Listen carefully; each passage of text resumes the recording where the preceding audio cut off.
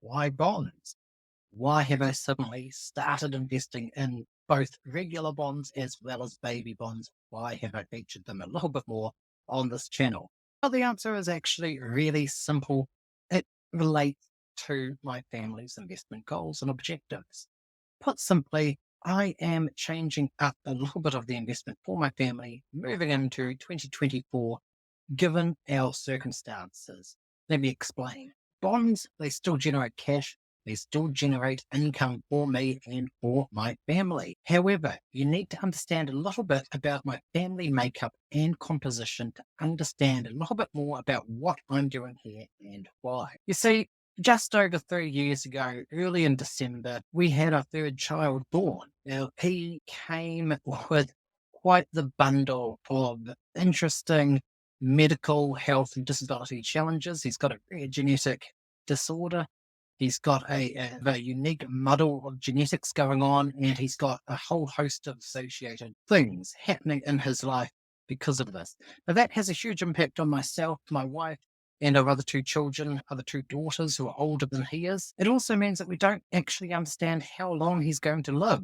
We don't have a clear picture even on a simple thing like that. We don't know what next year is going to look like. We don't even really know whether or not he's going to be in hospital tomorrow again, or whether or not he's going to be at home and healthy. Things are always in a state of flux for us. As a consequence, we have been adding to our bond holdings in creating and establishing a stronger foundation here in bonds for a couple of really important reasons. Number one, that gives us stability. In terms of price stability, bonds hold their value better than stocks usually. Now, obviously, we've had a funky couple of years, particularly with very long-term bonds crashing quite considerably in the biggest bond bear market in many decades. But fundamentally, a bond is more likely to hold the value. It's more likely to give me a consistent stream of income that I can count on. Now, I'm not holding the bonds here for our family to make us rich. Instead, it's acting as almost a parking vehicle for the funding that we may or may not need in the near future. As I said, look, I don't know if he's going to be in hospital next week. I don't know how long he's going to survive or live. I know at some point we will need to put our hands on a little bit of cash or a little bit of funding a little bit more quickly. And I want to be able to pull that out without necessarily perhaps being forced to sell stocks at the wrong time, at a time that I don't want to. So the bonds are there for that purpose. They hold their value. I've selected bonds that I am very confident on. So if you've been watching the videos, such as this one up here, you'll notice that I'm looking for bonds with a higher cash flow, but also either an investment grade bond or a bond where I think the market's been mispricing the value of the bond due to what I believe is a higher level of safety than many market participants are perceiving. Now, by doing that, then it gives us some stability in terms of the asset value and income. Now, also important is if you think about this, it can also act almost as a pseudo emergency fund. Now, yes, we do have an emergency fund as well. For those actual genuine emergency situations, we have some cash squirreled away in a bank account for those sort of purposes. We can put our money to work if we need to with urgency there. But if you think about this, if you actually bought bonds in a margin account, it also gives you another option here. You might have money invested in those bonds. You're collecting money and income from those bonds.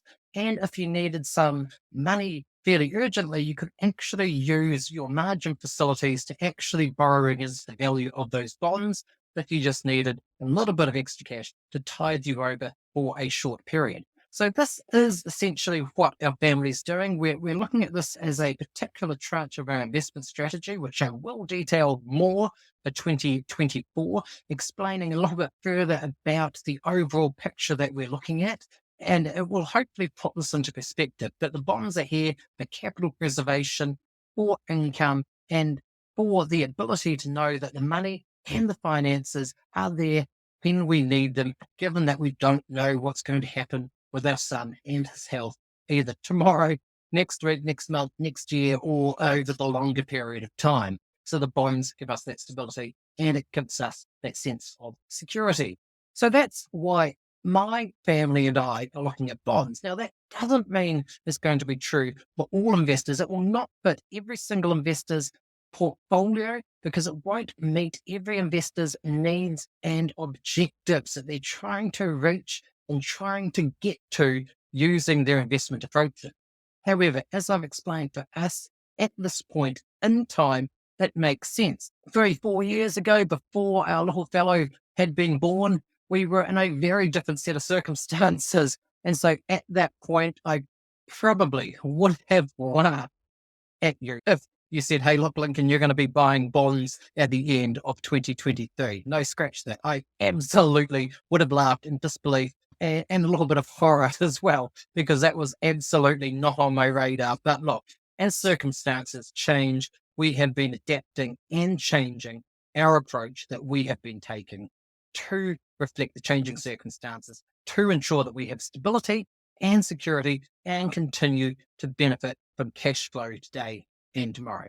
So that, my friends, is what's going on. That is why I put a little bit more emphasis on bonds at the end of 2023 and looking forward into 2024. In some cases, I've been locking in some capital gains on some of the investments and then rolling over those capital gains into bonds, protecting them, locking them in, and ensuring that what if something goes on in 2024, if there is a stock market crash, if there is an economic recession, if there's a global recession, you know what? Those bonds will hold their value and they're going to keep on paying me a very nice coupon rate. And that in 2024, whether or not there's a market crash or whether or not things are still sailing along as they are now, the money coming in from this bond investment is going to keep me happy. It's going to keep the family happy. And that, my friends, is why I have been investing in bonds today at the end of 2023.